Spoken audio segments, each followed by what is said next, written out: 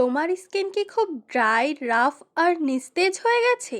দামি দামি ক্রিম ব্যবহার করেও কি কোনো ভালো রেজাল্ট পাচ্ছ না? আজ আমি তোমাদের দেখাবো এমন একটা হোমমেড ময়শ্চারাইজার যেটা বানাতে লাগবে মাত্র 4টা উপাদান। আর এটা স্কিনকে এতটাই সফট, গ্লোয়িং ও হাইড্রেটিং করবে যে সবাই জিজ্ঞেস করবে তোমার স্কিন এত সুন্দর কিভাবে। তাহলে চলো ভিডিওটি শুরু করা যাক।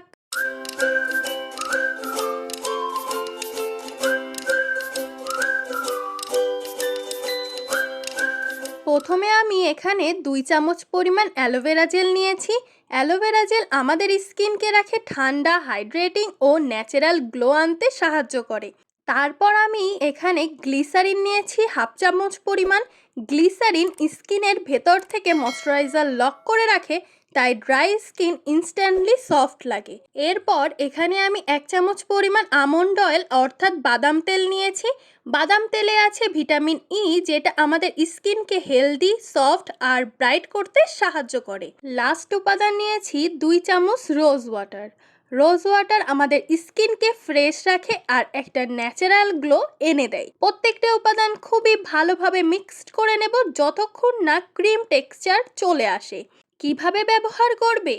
প্রথমে ফেস ক্লিন করে নিতে হবে, তারপর অল্প পরিমাণ ময়শ্চারাইজার নিয়ে পুরো ফেসে জেন্টালি ম্যাসাজ করতে হবে। বিশেষ করে ড্রাই এরিয়াগুলোতে একটু বেশি অ্যাপ্লাই করবে। এটা তুমি রাতে ইউজ করলে সকালে স্কিন অনেক বেশি সফট আর গ্লোয়িং লাগবে।